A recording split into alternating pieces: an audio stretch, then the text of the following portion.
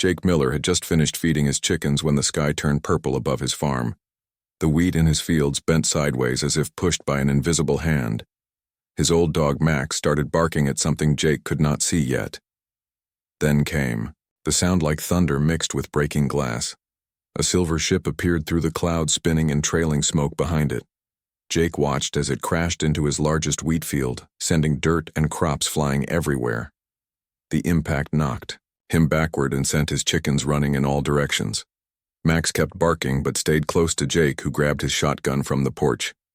The ship was not very large, maybe the size of a small house. It had strange markings on its sides that glowed blue even through the smoke.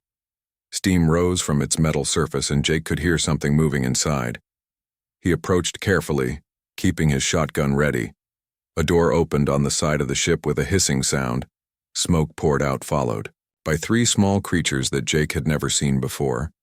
They looked like tiny dragons with scales that shifted between green and purple colors. Each one was about the size of a house cat, with wings folded against their backs. They made soft chirping, sounds like baby birds. Then she stepped out of the ship. The woman stood at least 7 feet tall with long silver hair that reached her waist. Her ears came to elegant points, and her skin had a faint blue shimmer to it. Her eyes were larger than human eyes, and they were the color of violets. She wore a dress that seemed to be made of starlight itself, flowing and changing as she moved. She spoke words Jake did not understand at first. The sounds were musical, but made no sense. Then something strange happened in his mind. It felt like a door opening, and suddenly her words became clear as if she had always been speaking. English. "Please do not shoot," she said, raising her hands to show she meant no harm. "My name is Luna, and these are my younglings.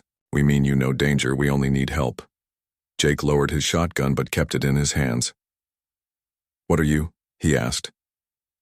"I am what your stories call an elf," Luna replied, "though we call ourselves the Starborn.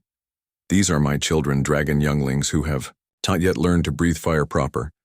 They are only 6 months old in your time."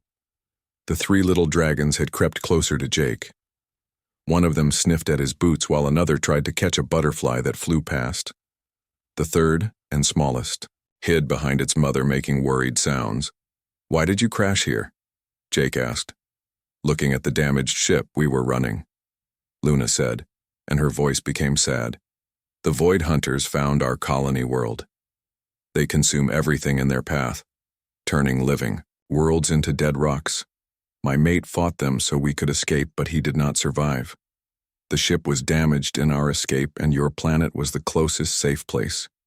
Jake felt something in his chest when she mentioned losing her mate. He knew that pain well. His own wife Amy had died 5 years ago in a car accident on the highway to town. He had lived alone on the farm ever since.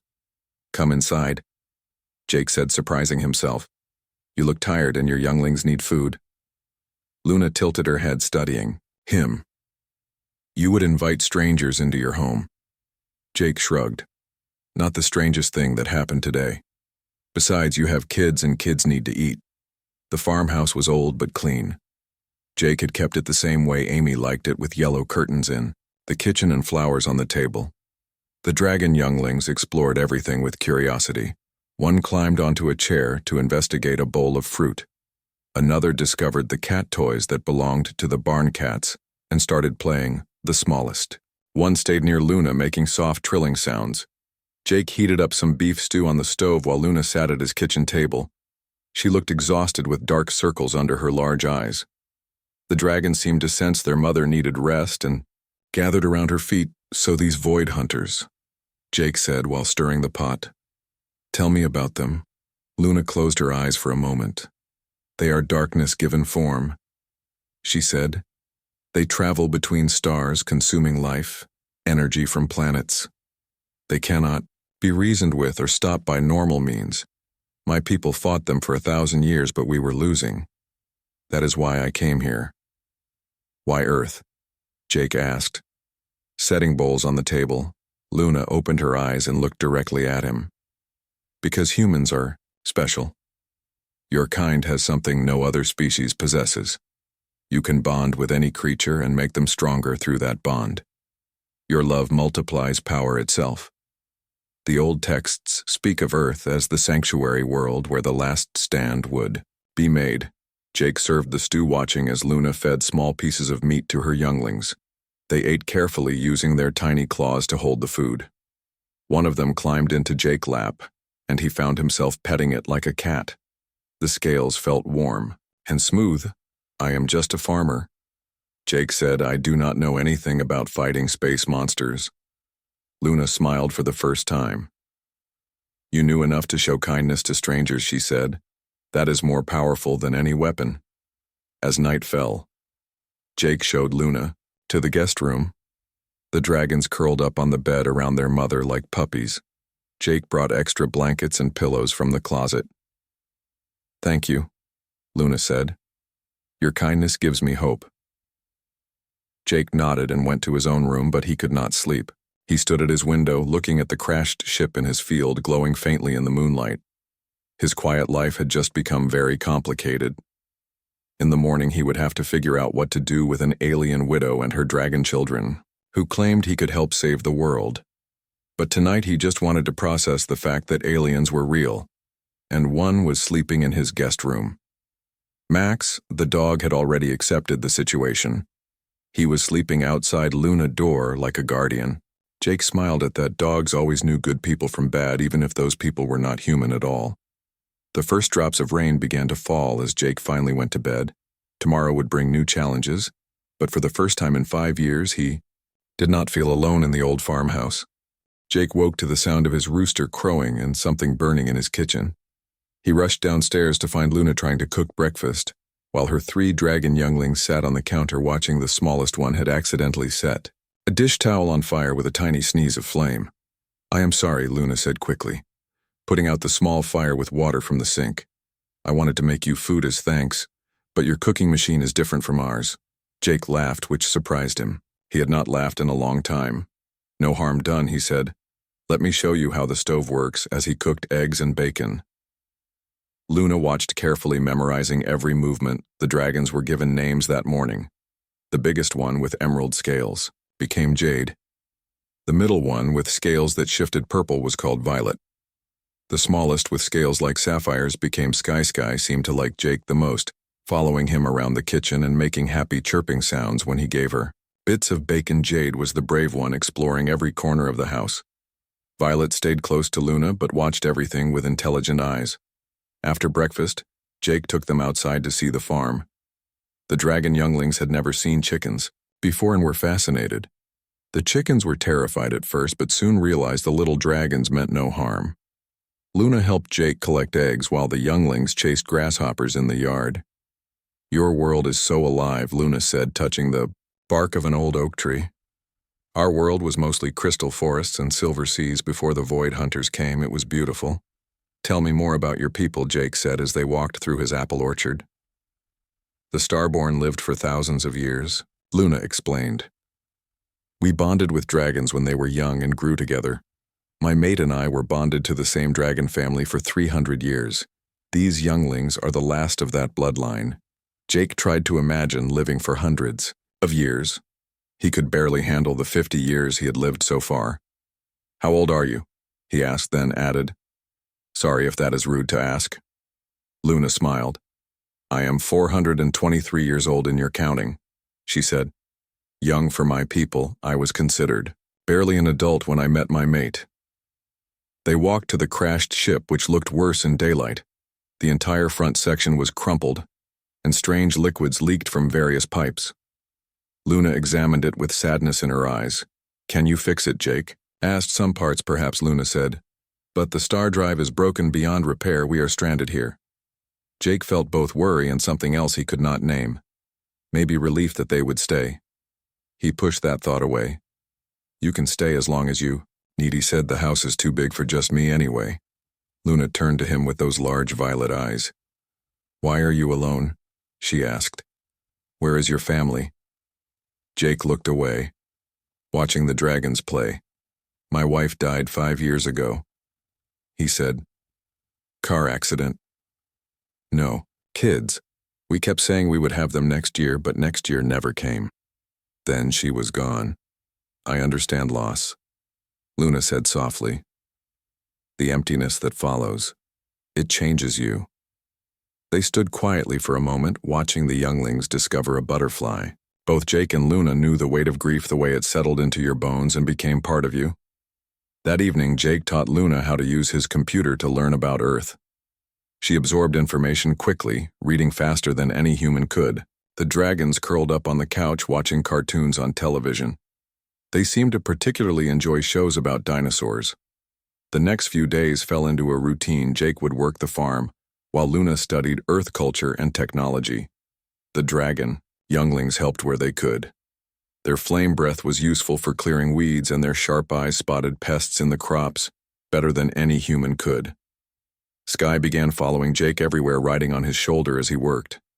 She learned that her small flames could light his welding torch, and her chirps warned him when equipment was about to break. Jade helped Luna in the house, learning to carry things without dropping them. Violet spent time in the barn with Max, keeping watch for foxes that might threaten the chickens. 1 week after their arrival, Jake noticed changes. The dragons were growing faster than normal puppies or kittens would. They were already twice the size they had been when they arrived. Luna explained this was because of their bond with Jake. Your presence accelerates their growth, she said. Human connections are like fuel for other species. This is why the Void Hunters fear Earth. If they come here and humans learn to fight them, your bonds could make any ally stronger. Jake was fixing a fence when the first government car appeared. A black SUV with tinted windows drove up his long driveway. He told Luna to hide with the younglings in the barn. 2 people got out of the car, a woman in a dark suit and a man with military bearing. They showed Jake badges from something called the Department of Unusual Events. Mr. Miller, the woman said, I am Agent Lisa Gray. This is Colonel Robert Hunt. We detected an object crashing on your property last week. We need to ask you some questions. Just a meteor, Jake said, keeping his voice steady. Landed in my wheat field. Made a real mess. The colonel looked skeptical. Meteors do not usually give off the energy signature we detected, he said. Mind if we look around? Jake knew he could not stop them without looking suspicious. Sure, he said, but watch out for the bull in the north pasture. He is mean. As they walked toward the crash site, Jake saw Sky peeking out from the barn door. He made a small hand gesture telling her to stay hidden. The agents examined the impact crater, which Jake had partially filled with dirt to hide the ship marks. Strange meteor pattern, Agent Gray said, taking photos. Very unusual impact angle. Jake shrugged and said nothing, sometimes saying, less was better. They were about to leave when Jade decided to investigate the strangers. The dragon youngling walked out of the barn bold as could be and right up to Colonel Hunt. The military man froze, staring at what looked like a small dragon. Jake thought fast. That is my pet lizard, he said quickly. Some exotic breed from Indonesia, gets pretty big but harmless. The colonel knelt down to look closer. Jade tilted her head and chirped.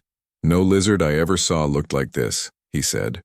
Agent Gray pulled out her phone to take a picture, but Jade did not like the sudden movement. She hissed and small sparks came from her mouth. The 2 agents stepped back quickly. Where did you really get this creature?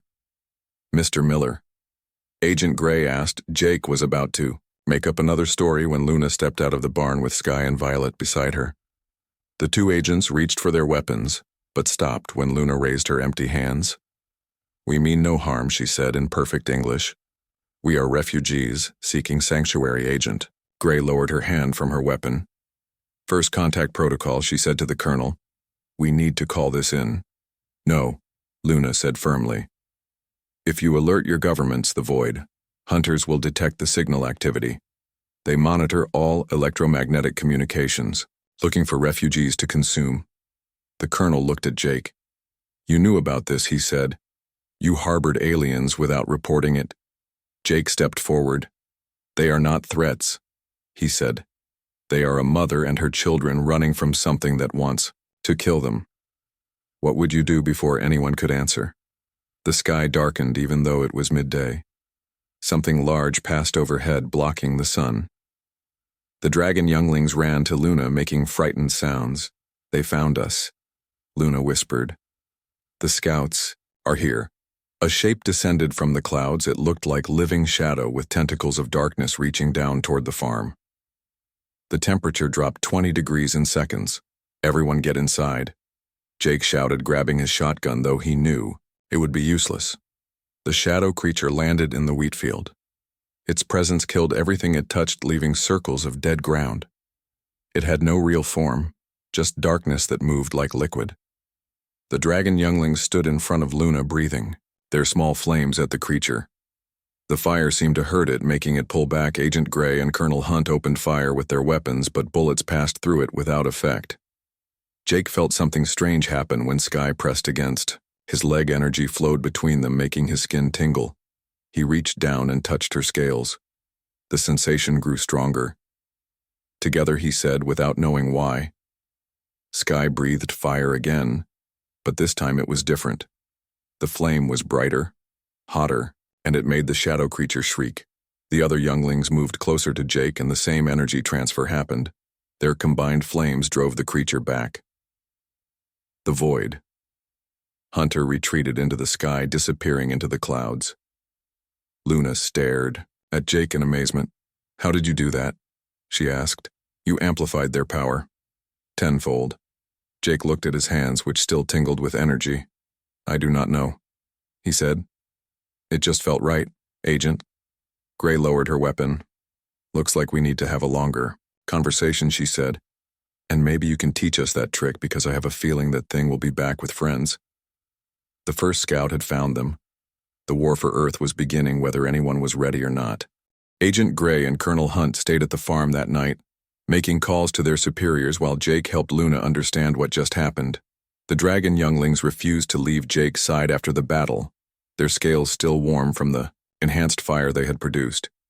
"Your scientists will want to study us," Luna said as she listened to Gray speaking on her encrypted phone. "They will want to take us to a laboratory. Over my dead body," Jake said firmly. "This is your home now. Nobody is taking you anywhere." Colonel Hunt ended his call and walked over. "The president wants to meet you. He said all of you. A transport will arrive in the morning." Luna shook her head. "Moving us will attract more void hunters," she said. "They track fear and displacement.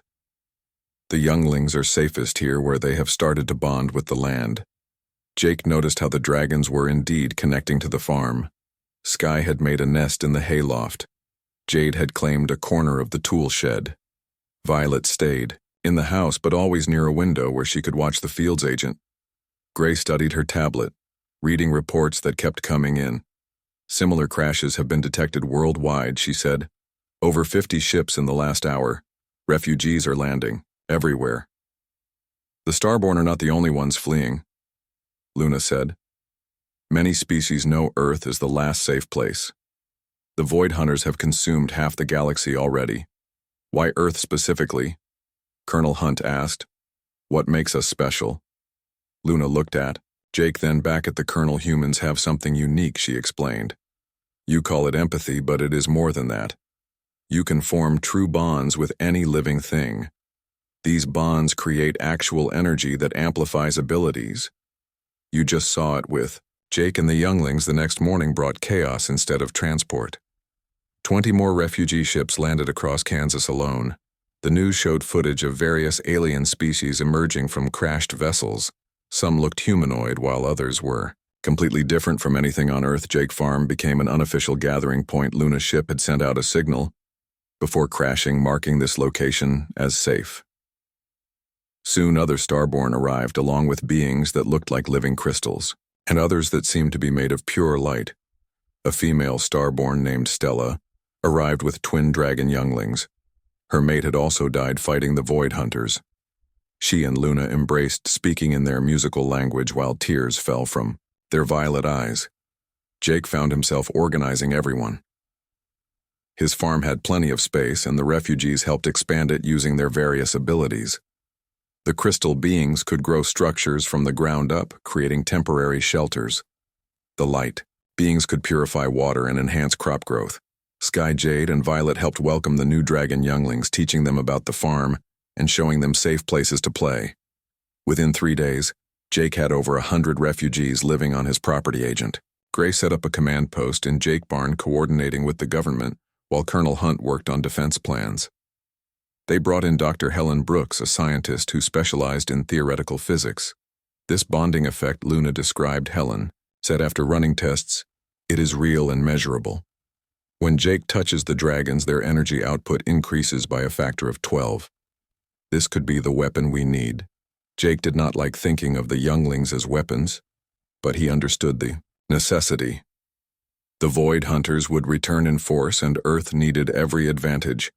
More human volunteers arrived from nearby towns and cities. A teacher named Betty Chen came to help educate the refugee children.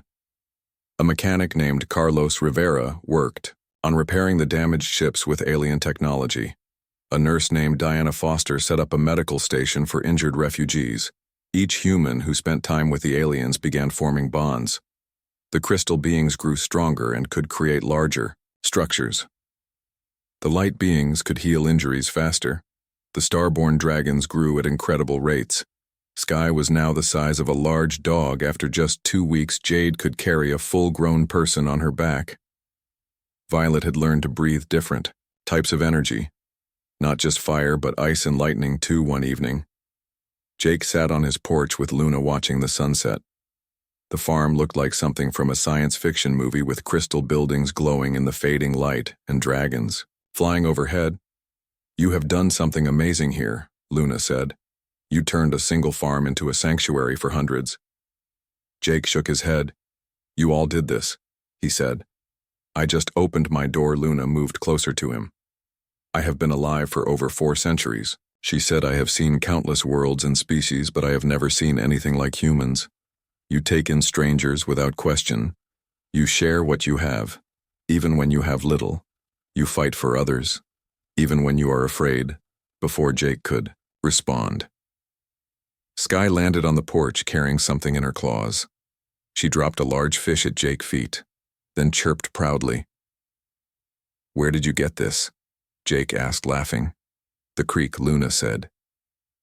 "The younglings have been fishing to help feed everyone. They want to contribute." That night, the attack came. The sky turned black as hundreds of Void Hunters descended like a plague of shadows. They surrounded the farm, creating a wall of darkness that killed everything it touched. The temperature plummeted and frost formed on the windows. "Everyone to positions," Colonel Hunt shouted over the alarm system. The refugees had been training for this. Crystal beings created defensive walls, while light beings generated shields. The starborn dragons took to the air, with their human partners riding them. Jake climbed onto Sky back, feeling their bond strengthen immediately. She had grown large enough to carry him, though just barely. Jade carried Agent Gray while Violet carried. Colonel Hunt Luna rode her own dragon, a magnificent creature that had arrived just days before. It was older than the younglings, but still young enough to bond with humans. Luna had bonded it to Betty Chen, who now rode behind her. The Void Hunters attacked in waves. Their shadow tentacles reached for the defenders, trying to drain their life energy. But whenever they got close to a bonded pair, the human connection flared and repelled them. Jake and Sky flew through the darkness, breathing enhanced fire that cut through the shadows, like a sword through paper. Below them, Carlos and a crystal being worked together, creating spears of living diamond that pierced the void.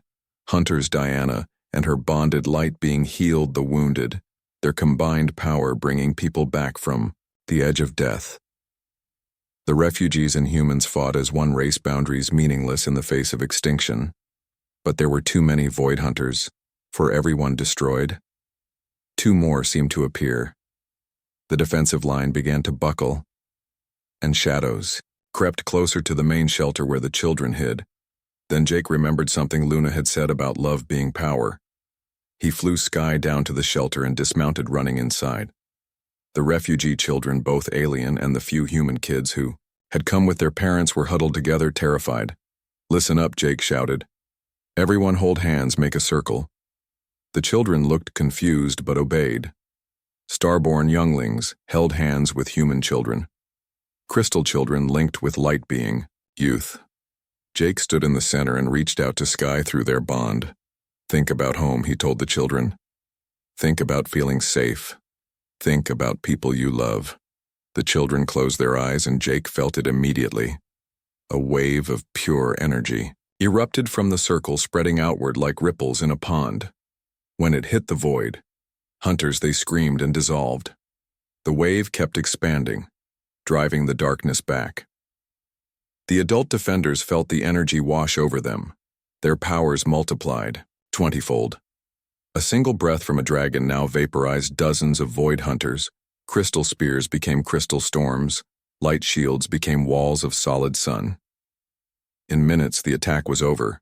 The remaining void hunters fled into space, leaving there, dead to dissolve into nothingness. The farm was saved, but everyone knew this was just the beginning. Colonel Hunt found Jake still standing with the children, his face pale from exhaustion. "How did you know that would work?" he asked. Jake looked at the circle of children still holding hands. Starborn and human crystal and light all united. "It was not me," he said. "It was them."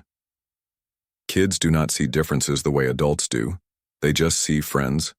Luna approached and took Jake's hand. "You taught them that," she said. "You showed them that home is not a place, but the people we choose to protect." The farm had become more than a refugee camp. It was the first true alliance between Earth and the stars.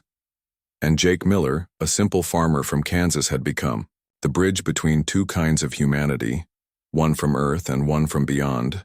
As dawn broke over the battlefield, wounded but victorious defenders, Jake realized his life would never be simple again. But looking at Sky curled up beside him and Luna, standing close, he also realized he would not change it for anything. The war for Earth had begun, but humanity had found its greatest weapon, the simple power of connection. And Jake Farm would be remembered as the place where the galaxy learned that humans were far more than they seemed.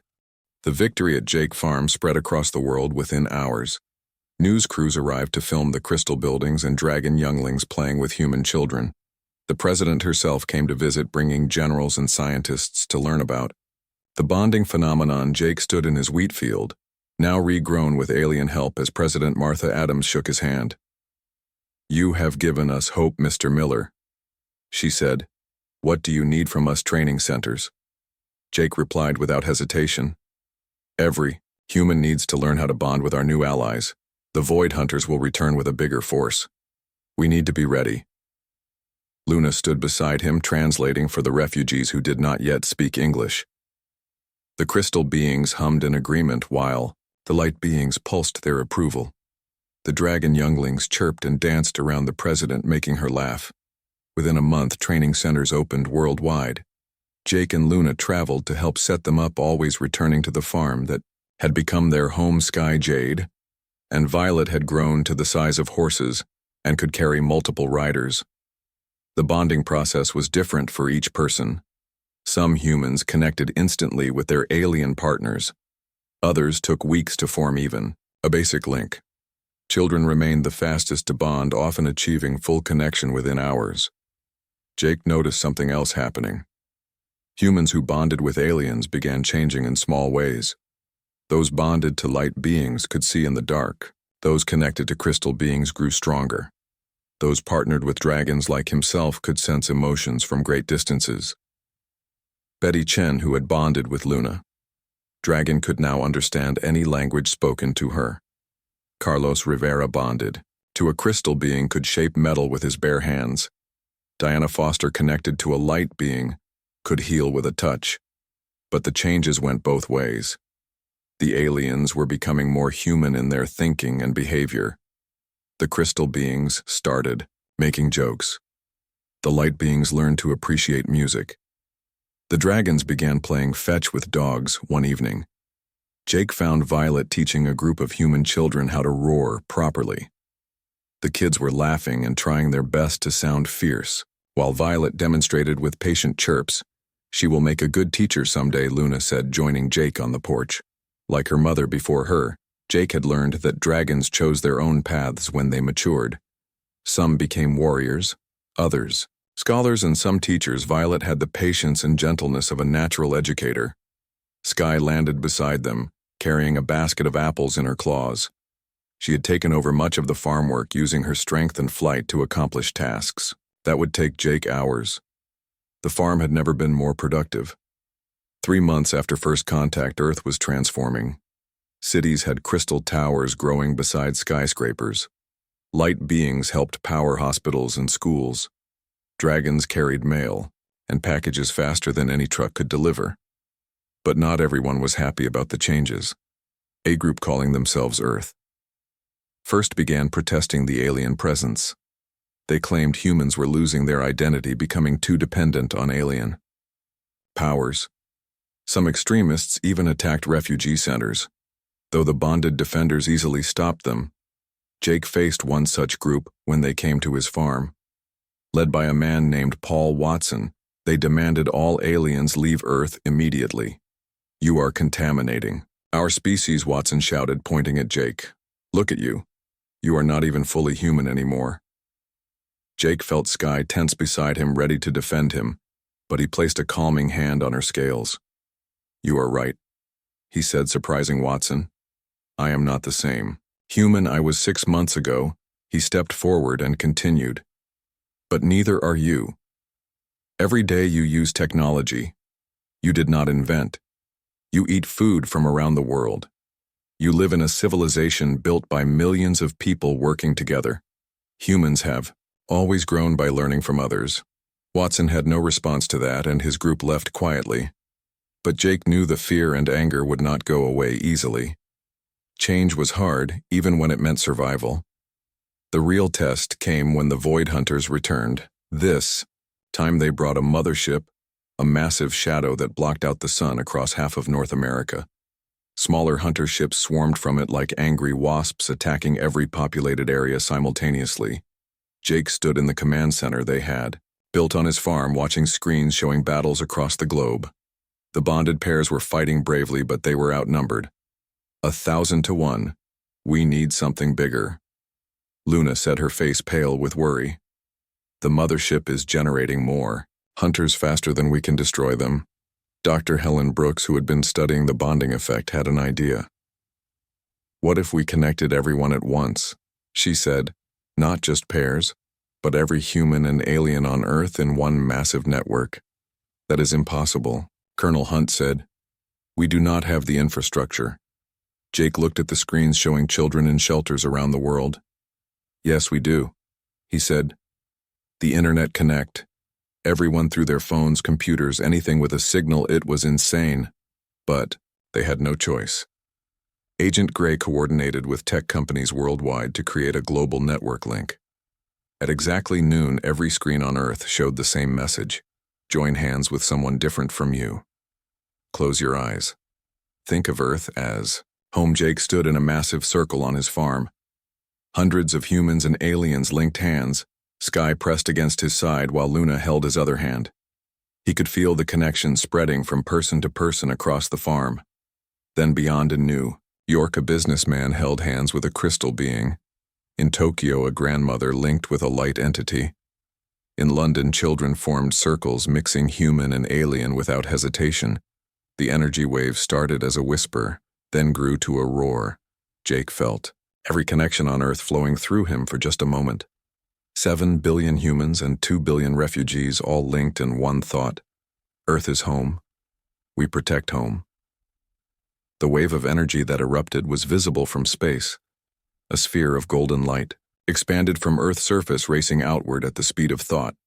When it hit the Void Hunter mothership, the shadow construct shattered like glass in a furnace. The hunter swarms dissolved instantly, unable to exist without their source. The darkness that had threatened to consume Earth vanished in seconds, leaving clear skies and celebrating defenders. But the effort had a cost. Jake collapsed as the connection broke his body, overwhelmed by channeling so much energy. Sky caught him before he hit the ground, carrying him inside while Luna called for Diana. He woke 3 days later to find his room full of people and aliens. Sky had not left his side. Jade and Violet were curled at the foot of his bed. Luna sat in a chair, holding his hand. "You did it," Luna said, tears in her violet eyes. "You saved everyone, we all did." Jake corrected, his voice hoarse, "But I do not think I can do that again." Dr. Brooks checked his vitals while explaining what happened. Your nervous system adapted to channel the entire planet connection, she said. You are permanently changed now. You will always be able to sense the global network to some degree. Jake could indeed feel it, like background music in his mind. Millions of connections between humans and aliens. Growing stronger each day, Earth was becoming something new. A hybrid world where two types of consciousness merged into one. President Adams visited again, this time with representatives from the refugee species. They had decided to form a united Earth government with both humans and aliens holding positions. Jake was offered any role he wanted. I just want a farm, Jake said. But this farm will always be open to anyone who needs a home. The farm became a symbol of the new Earth. Couples came to be married under the crystal arches. Children came on field trips to learn about the first contact. Dragons gave rides to tourists who wanted to experience flying. Paul Watson even returned one day. His daughter had become sick with a disease Earth. Medicine could not cure a light being healed her completely, and Watson left with tears in his eyes and a changed heart. 6 months after the victory, Jake stood in his restored wheat field watching the sun set. Sky, now fully grown, lounged beside him. Jade was teaching young dragons to fly in the distance. Violet was in the barn giving lessons to a mixed class of human and alien children. Luna approached carrying 2 cups of coffee, a habit she had learned to enjoy. You know, there are other void hunter fleets out there, she said. They will come eventually. Jake accepted the coffee and nodded. But they will find a different Earth, he said. One where humans and aliens stand together. One where love really is stronger than darkness. Luna leaned against his shoulder and they watched their blended family play in the fields. A human girl rode on a young dragon back while a crystal being child played catch with a human boy. Light beings and humans worked together in the gardens. This was the future Earth had chosen not one species dominating another, but true unity born from understanding and acceptance. And it all started because a lonely farmer opened his door to a stranger in need. 1 year had passed since the Great Battle, and Earth had transformed beyond recognition.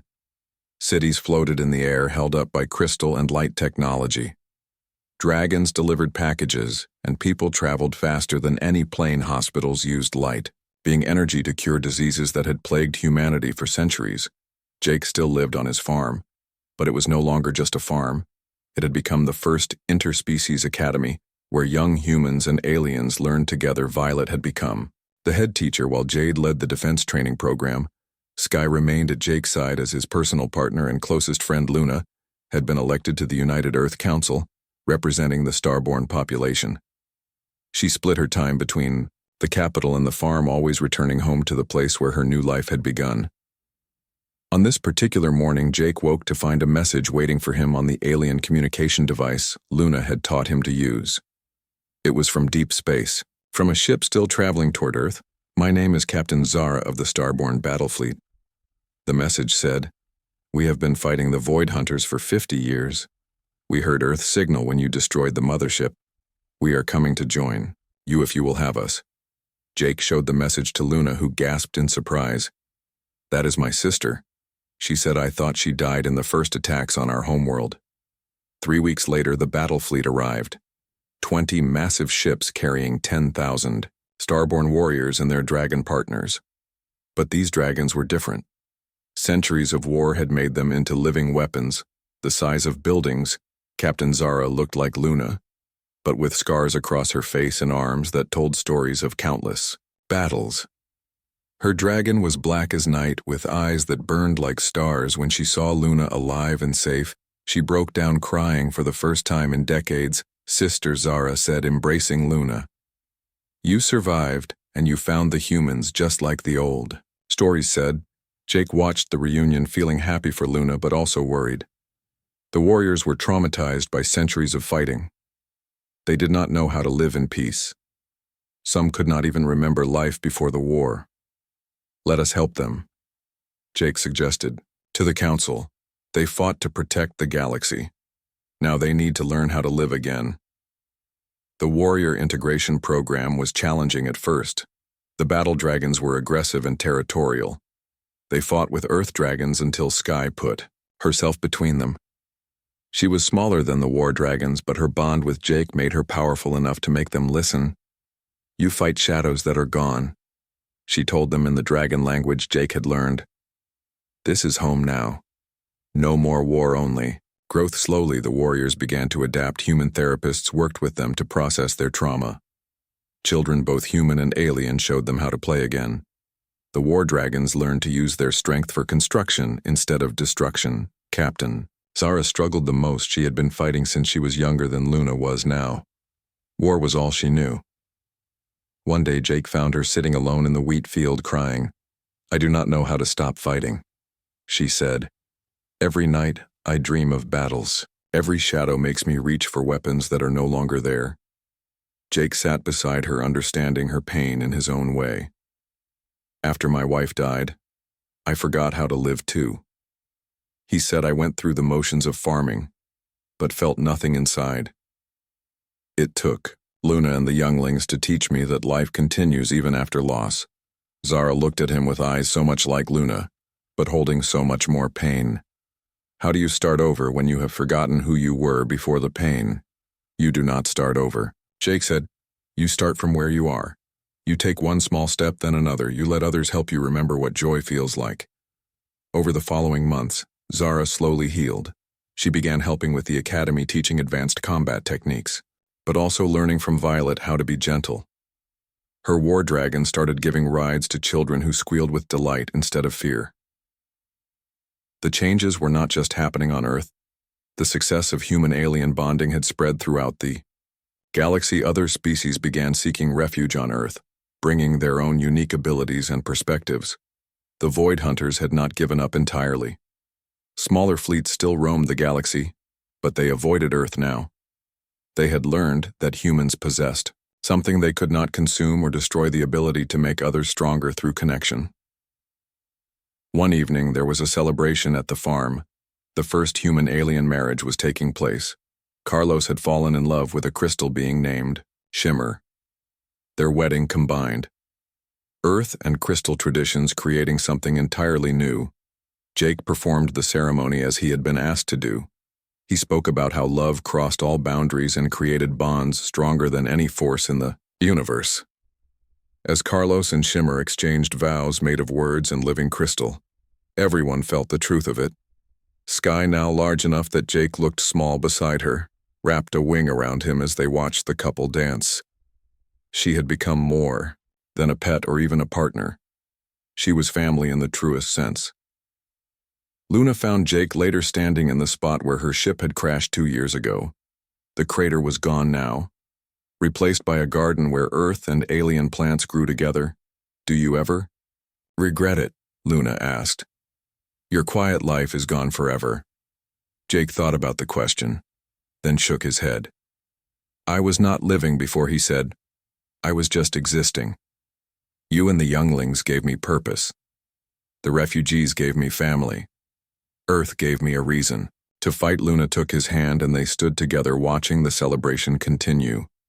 Crystal beings created light shows while dragons performed aerial dances. Human and alien children played together without any awareness that they were supposed to be different species. Zara approached them with news from the council. "The galaxy is stabilizing," she reported. "Other worlds are following Earth example. They are opening their borders to refugees and learning to bond across species. The Void Hunters are retreating deeper into dark space." "This is just the beginning," Jake said. "We showed the galaxy that unity is possible. Now we need to spread that message to every corner of existence." The academy expanded into a full university. Teaching programs went global. Then off-world Earth became the center of a new galactic civilization based on cooperation instead of conquest.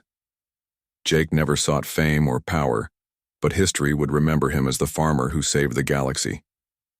Not through strength or technology, but through simple kindness and an open door.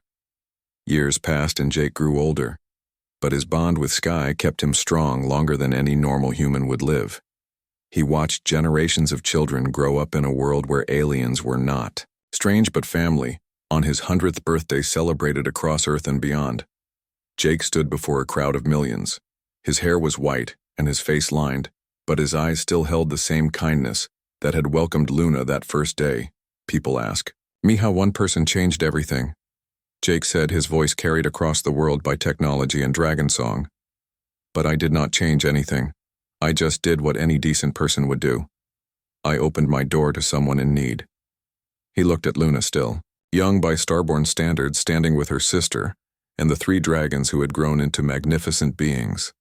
Sky, Jade, and Violet had become leaders in their own right, teaching the next generation. The real heroes, Jake continued, are all of you, who chose to see strangers as friends, who chose love over fear, who chose to build instead of destroy. Earth is not special because of what humans can do. Earth is special because of what we choose to do. The crowd erupted in celebration, but Jake had already turned away, walking back to his farmhouse with Sky beside him. He had said what needed saying. Now he just wanted to sit on his porch and watch the sun set over fields where human and alien children played together. Luna joined him, as she always did, bringing coffee and sitting close. They did not need words. After all these years, they had built something together that would last long after they were gone. As the first stars appeared in the sky, ships from 100 worlds blinked into existence above Earth. They had come to celebrate, but also to learn. The story of the farmer and the alien widow had spread across the galaxy, inspiring others to open their own doors. Jake smiled and closed his eyes, feeling the vast network of connections that linked every living thing on Earth and beyond. He had lived to see humanity true potential, realized not as conquerors, but as the heart that could make the galaxy whole. The war was over. Love had won. And it all started with a single act of kindness on a small farm in Kansas.